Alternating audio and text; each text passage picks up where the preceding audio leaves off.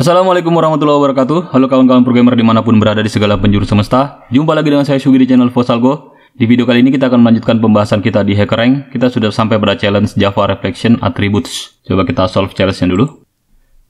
Baik, jadi di Java ada sebuah library API yang disebut dengan Java Reflection. Ini adalah sebuah tools yang sangat powerful untuk melakukan inspeksi attributes. Kemudian bisa juga untuk menginspeksi method dan konstruktor yang ada pada sebuah kelas. Sementara kelas tersebut di runtime dijalankan. Jadi di sini kita diminta untuk menginspeksi sebuah kelas. Nama kelasnya adalah student. Kemudian kita akan menampilkan method-method yang ada pada kelas student tersebut. Kemudian di sini ada petunjuknya adalah di sini kita tidak usah melakukan proses input dan output ya. Kita tidak perlu menangani proses input outputnya. Kemudian tutorialnya ada di sini ya. Petunjuknya ada di Java Reflection Method and Fields. Kemudian method yang digunakan untuk mengerjakan reflection ini adalah method getDeclare method ya. Tidak ada method di library Java Reflection yang disebut dengan getDeclare method. Kita coba lihat dulu ini isinya. Jadi kelas studentnya disembunyikan. Kita tidak diperlihatkan kelas studentnya. Isinya apa saja. Cuman kita diminta untuk memperbaiki method main yang ada di kelas solution. Jadi nanti kelas studentnya akan di-include ketika kita melakukan run dan submit code. Cukup 4 baris saja ya. 1, 2, 3, 4. Jadi kita mengedit 4 baris ini saja. Jadi pertama kita diberi sebuah kelas bernama, diminta untuk membuat objek student ya dari sebuah kelas. Caranya adalah kita memanggil kelas dari kelas student ya. Kita memanggil kelas student di sini. Jadi ini di sini yang dibuat adalah objek kelas ya. Jadi ada sebuah kelas. Nama kelasnya juga kelas juga di Java. Jadi di sini kita tulis kelas student titik kelas. Seperti ini. Kemudian metodenya adalah kita melakukan inspeksi method-method yang ada dalam kelas student ini. Jadi tadi petunjuknya di sini kita gunakan getDeclare method. Jadi kita gunakan di sini dia getDeclare methodnya. Tulis nama objeknya, objek student.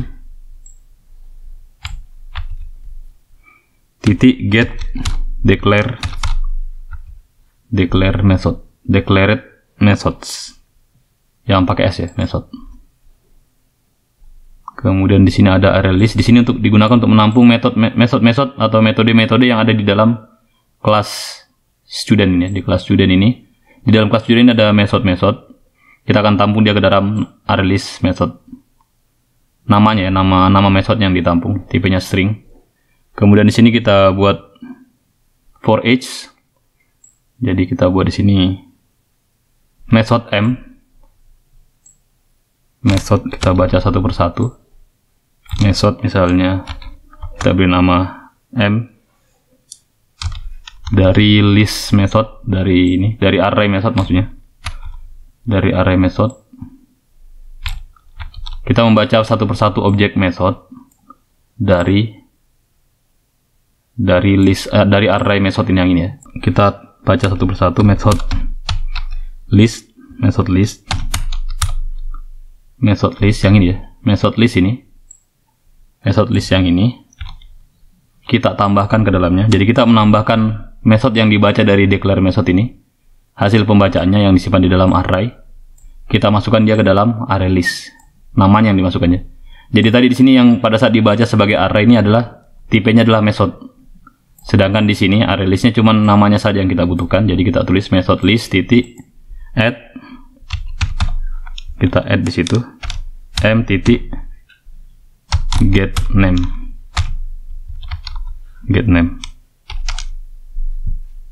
Method list m.getName. Kemudian di sini dia tampilkan. Di sini dia cetak method-method yang ada. Sebenarnya ini pekerjaan 2 kali. Tapi tadi template-nya kayak begitu ya. Kita diminta untuk mengubah bagian di sini, bagian yang ini. Kemudian di dalam for each-nya. Kemudian ini adalah ya, kita baca satu persatu namanya ya, nama dari method yang ada di dalam kelas student ini. Kemudian setelah itu dimasukkan namanya ke dalam method list. Kita memasukkan nama-nama yang kita baca ke dalam method list. Kemudian di sini di sini di sorting ya. Kenapa dia harus masukkan ke dalam list? Ternyata karena butuh di sorting. Ini bukan kita yang buat, sudah disediakan. Dia akan sorting secara alfabetik. Kemudian kita tampilkan satu persatu metodenya. Sesuai permintaannya di sini ya, dia minta untuk disorting dulu. Di problem kita akan diberikan sebuah kelas solusi. Kemudian kita harus mengisi lain baris yang tidak lengkap. Kemudian mencetak semua metode yang ada pada kelas student secara alphabetic order ya. We will append your code with the student class before running it. Jadi kelas studentnya ini akan dimasukkan ke dalam kode kita sebelum di running. Coba kita run dulu. Ada error nih, kita lihat. Atau kita submit saja coba. Oke, sudah diterima ya. Jadi dia langsung di submit saja, tidak bisa dites. Kalau mau lihat test case-nya bisa di unlock nih. Ada pakai 5 hack cost. Saya punya beberapa hack cost di sini. Saya bisa gunakan dulu untuk meng-unlock ini. Isinya apa? Ya ini isinya ya. Isi dari test case-nya. Jadi ini nama method yang ada di dalam kelas student. Namanya sepertinya random ini, acak, dibuat-buat saja. Kemudian kalau kawan-kawan mau belajar lebih jauh tentang reflection Java Reflection, bisa buka di dokumentasi Oracle-nya. Jadi pada intinya Java Reflection ini digunakan untuk menginspeksi, memeriksa atribut-atribut apa saja yang ada pada sebuah kelas. Kemudian konstruktornya apa saja yang tersedia. Kemudian metode-metode apa saja yang ada di dalam kelas tersebut. Jadi ini sebuah kemampuan spesifik yang ada di Java. Tidak semua bahasa program punya kemampuan seperti ini. Kemampuan untuk memeriksa kelas yang ada ya. Mungkin teman-teman ada yang terinspirasi untuk membuat sebuah IDE sendiri. Semacam NetBeans mungkin. Atau semacam editor saja yang bisa mengenali atau mendeteksi metode atau konstruktor atau atribut yang ada pada sebuah kelas. Saya kira untuk tutorial kali ini saya cukupkan sampai di sini dulu. Kalau teman-teman punya jawaban yang lebih singkat, lebih simple, atau mungkin ada pertanyaan yang ingin ditanyakan, boleh dituliskan di kolom komentar. Jangan lupa like, share, dan subscribe jika video ini bermanfaat. Insya Allah kita akan berjumpa lagi di video tutorial hacker yang berikutnya. Terima kasih. Wassalamualaikum warahmatullahi wabarakatuh.